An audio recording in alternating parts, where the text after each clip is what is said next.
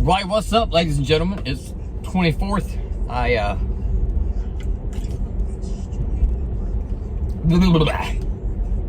am just out on the road. Still snow, if you see in the background of the windows. Still snow everywhere. I let my Tesla drive in the FSD with full self-driving, but I don't let it do it in the snow because I don't trust it. I've let it do it a couple times and it kind of does it and it kind of adjusts, but it just makes me nervous. I'm afraid like the FSD system's not gonna know that it's on ice and it's gonna go this way in a sense and then maybe try to correct it, like spin me out in the middle of the road. I don't know, but I'm kind of scared to do that.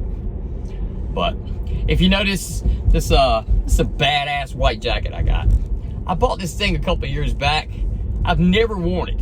It's not that thick. It's got a little fleece in it, but it's just a cool ass corduroy jacket. Yeah, no it ain't. No, I said corduroy. It's not corduroy, but it's got this weird material. What if you see it? Kind of corduroy. Maybe it's like quarter nickel or quarter penny. I don't know. But, excuse me, that'd be penny roy or nickel roy. I screwed that joke all up.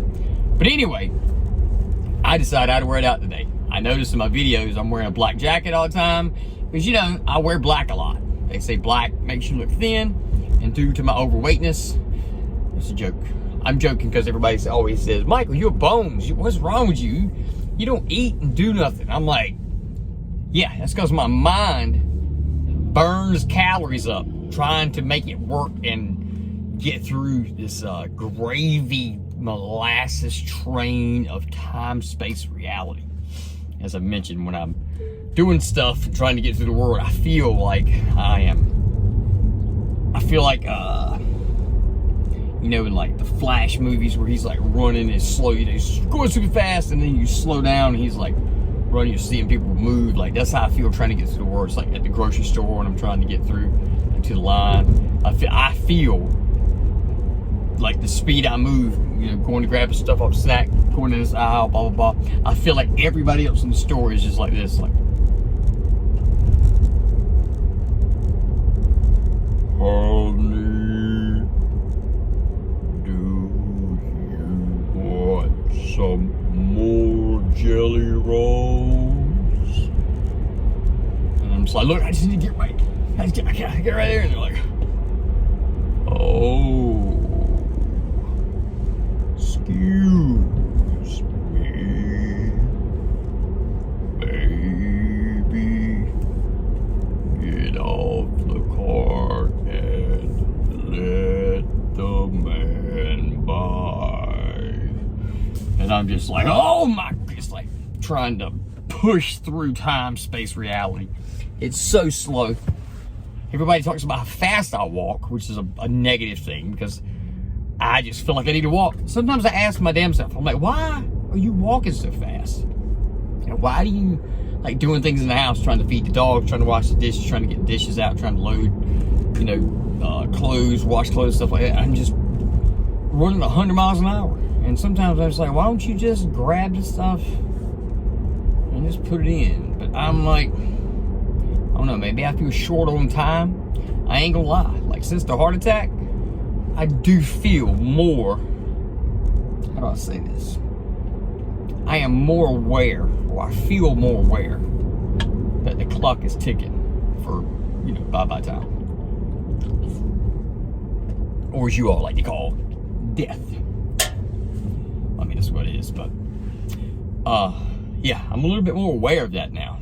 So when I'm doing stuff,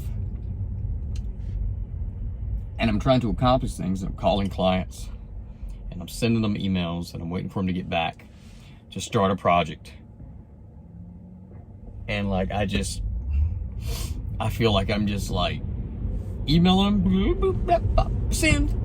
And then it's just like, everything just locks up. And it's just, I don't know, the next few days. Same thing when I go on a job with people. Most of the time when I go on a job with people, I'm shooting with people, everything is so slow. Like I'm ready to knock this stuff out and just get through it. And it's another reason, like at work, when I used to work at Evans and welding and stuff like that, I was never good working with anybody because I would work with, you know, 2 guys building a big machine, and the boss man would come over and tell us, like, okay, this machine has to be built, here's what's got to be done, yada, yada, yada. He leaves, and I'm just like, all right, man, let's grab this, grab it. And they're like, man, slow down. Let me smoke a cigarette before we get started. I gotta go to the bathroom first. 30-minute break in the bathroom. Just crazy stuff like that. I'm going through this light. It's FSD, but I don't even care because the ice is on the road and I don't want to take no chance trying to slam on brakes. And that light back there, I don't even know if you know this, by the way. I just off subject from the welding comment. But the light back on Wayne at the hospital in front of the new Wawa, Wayne County, man, or DOT or whoever, you guys need to get on that light. It'll be 2 o'clock in the morning, and don't come at me about no sensors and stuff like that. 2 o'clock in the morning, you'll be riding down the road, and all of a sudden, you get to this light, and like this road is straight, so you can see the light like 1.5 miles up. You'll be riding at 2 o'clock in the morning, 1 o'clock in the morning, whatever, or 7 o'clock at night. Wayne Memorial, a main highway. Roads off the side of that are just roads off the side. And there's a main highway intersecting, but all these little roads in between. And you'll be riding, and you'll see the light, it'll be green, and you're riding, and there's no traffic because nobody's out at 1, 2 o'clock in the morning, or 5 o'clock in the morning. And then you get about 2 inches, well, not 2 inches, but you know, you get close to the light, and you see it turn yellow and red. And then once it turns red, you pull up and you stop, and there's nobody coming from the hospital side, and there's nobody coming from the Wawa side. So, and then you sit there for like 5 minutes, the light won't change. You try to back up, you try to pull forward, you try to back up, you try to wave at the camera, you try to park on the line, you try to cross the line again, back up, pull forward, and it just don't work. Like, I don't know. And then finally, after about 5 minutes, it'll change. And then other times, I'll be riding and there'll be like 5 people over here waiting on the hospital side to come out. And I'll just be coming up to the light and it'll just stay green for me the whole time. I'm like, what? Now there's people there and you're not changing. What the? So I don't know, man. It's crazy. I think I may have ranted about this in one of my earlier videos, but all the technology in the world, transplanting hearts, using plastic valves, all this crazy stuff they're doing, fixing paralysis on some people. And y'all mean to tell me you can't come up with a better, more accurate, and a more efficient stoplight system in the United States? I mean, if you have, I haven't seen it yet. It's definitely not North Carolina. Which North Carolina probably will let you put it here. North Carolina probably be like, oh, you got to be a licensed contractor and certified by our special NCDOT to do that, and it's illegal to make you get certified under federal, just like they did with the drone stuff. North Carolina's the backwoods state. So anyway, yeah, you probably get in trouble with that. But somebody, for God's sakes, Elon Musk, come up with a better stoplight system. You realize how much more efficient we would be if the stoplight system worked?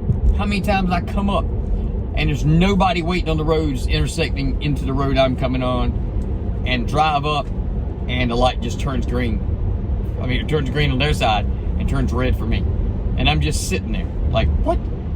No reason. Now, even if the stoplight did that, you think if I pulled up to it, it would trigger something like, oh, my bad, I didn't see you, but now I see a car. Man, I'm doing this right here. Ugh. Because there is a semi-truck that just pulled out in front of me. And it knows damn well it was looking right at me. Pulled right out in front of me.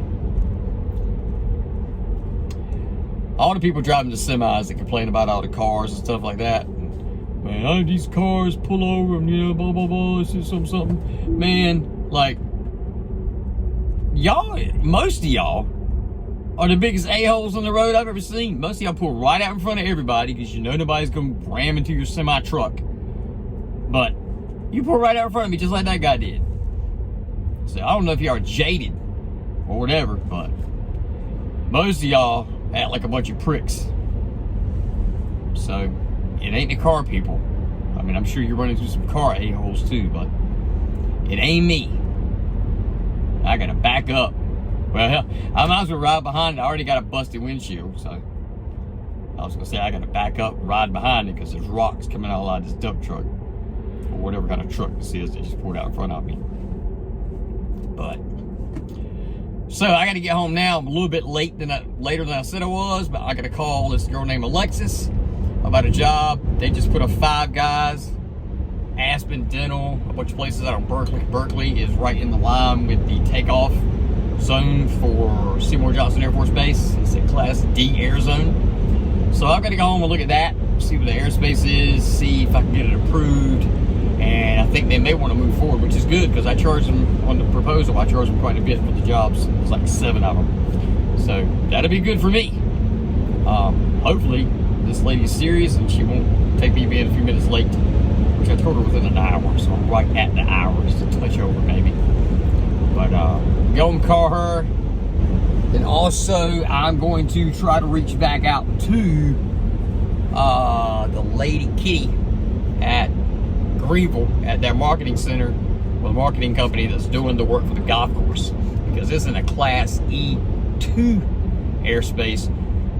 And I'm gonna be honest with you, man, I don't fly in a Class E's much. Class E's are weird because they have the airspaces are like an upside down wedding cake. So it's like a big tier, and then if you take a wedding cake that does like this, you just turn it upside down. The airspace does like that, so it expands as it goes up.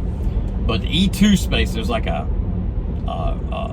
ground level 0 to like 700, and then like E2 is like 7 to 12. It's very weird, and Greenville is covered with this airspace, this type of airspace, Class E2. Anybody got any tips on that? But I'm not ashamed to be like, yeah, I'm an 8-year drone pilot, and I need some tips and some help. Spit me some lines there in the comments about, spit me lines, you know what I'm saying. I mean, if you want to make it rhyme, make it to a freestyle, that's cool too. But put it down in the comments. I would love to see. Class E2 airspace confuses the hell out of me. So I'm gonna go home and see if I can pull that up, call her back, because the FAA requires, here's what they say. They say if you put in an FAA airspace authorization request, it could take up to 90 days. We try to do it in 30, but it could take up to 90. So the problem is if somebody wants to schedule a job with me and they're like, yeah, we want to do this in June, of course you have the 90-day leadway, you're good. But what if you schedule it and then you schedule it for June 1st, and then June 1st it rains? You don't really have a way of knowing 90 days out. And then once you set that request and it's that day, that's it. Like if it rains, you don't get to do the job, you got to put a whole other request in. The FAA's rules are a little off, and they can be aggravating and very disturbing to work with as far as like trying to work with clients. Not the client's fault, the FAA's fault. The stuff you have to put in. Yeah, it can be a big old pain. I wonder.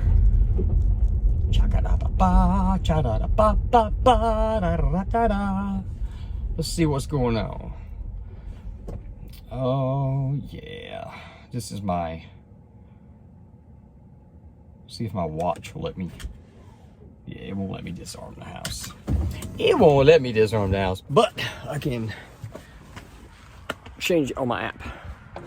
So we're just gonna go in now.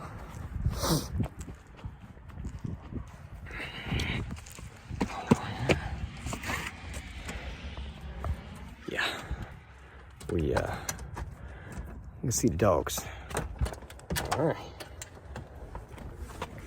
Little baby dogs. There you go. That's my 2 babies. Look at here. Hey, baby dog. Mojo. There's Louisburg. Hey, Mojo. Hey, Louisburg. Hey, babies. Hey, babies. Best little dogs in the world. All right, so getting here. My favorite snacks. With marshmallows. I'll go ahead and check the email.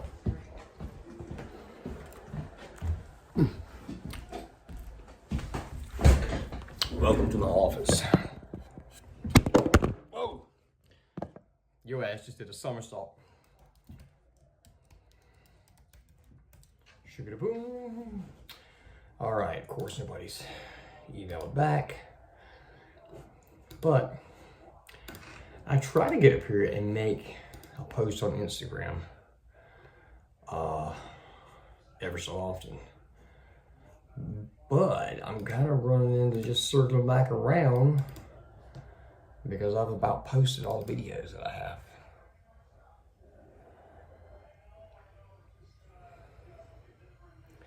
So you just want to post some videos out, let everybody know.